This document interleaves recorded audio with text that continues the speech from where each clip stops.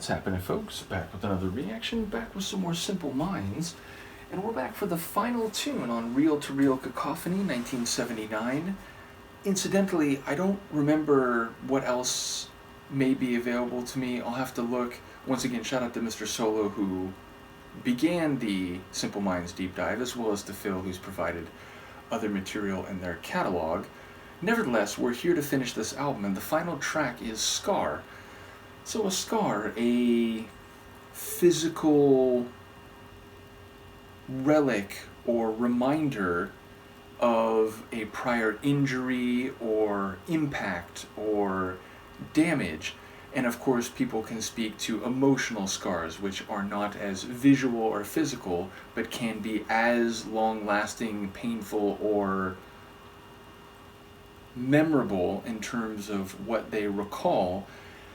And in that regard, I suppose there is implicitly the idea that scars mean you survive. Scars mean you persisted and you continue. And while you may bear that mark, again, whether that's visual or conceptual, there is at least the idea that it did not kill you.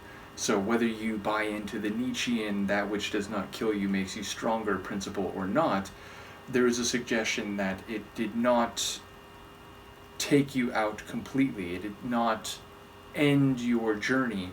So a scar is, I suppose, a badge of honor in that regard, even if it can also be a baggage that you carry that you can never fully get past, that never fully heals. So I feel like all that could be a fruitful conceptual meaning, and yet it might actually just be a visual reference to a scar on someone's body, face, or otherwise. So I wouldn't be surprised if it functions on multiple levels. Let's give it a listen and see what I can pick up.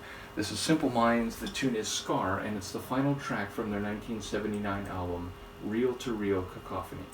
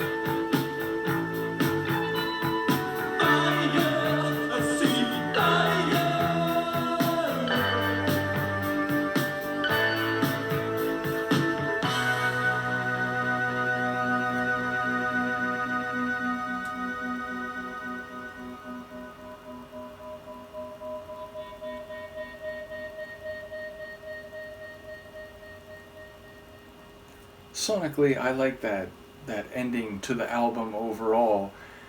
And it's another one which definitely has a Roxy Music flavor as it hits my ears and brain. Even the vocals feel like with a slight shift in the sound of the voice itself. They're very much sort of in a fairy vocal delivery style.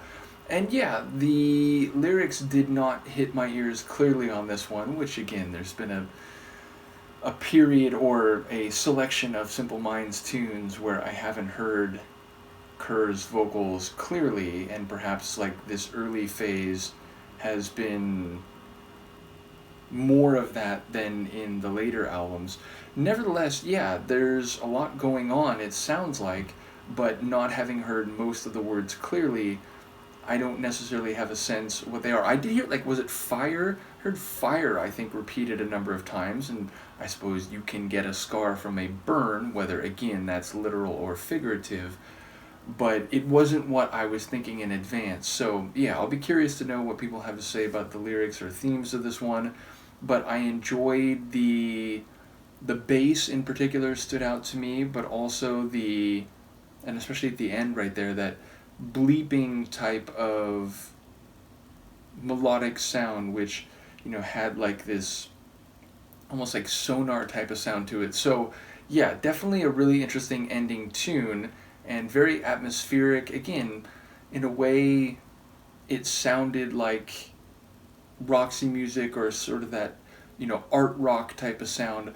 But I also maybe hear a hint of where they're going on a couple albums after this.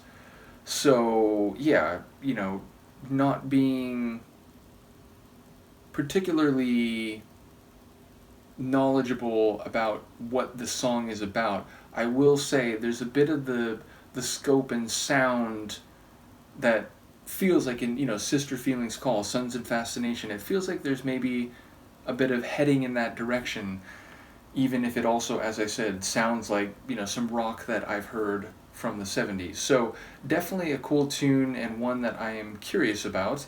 And as I said, I'll have to go look and see what else there is. Because again, we'd be jumping ahead, I think, to the second half of the 80s, having heard everything between this and that period already. So yeah, we'll see what the next step is. Let me know what you think, and I will see you next time.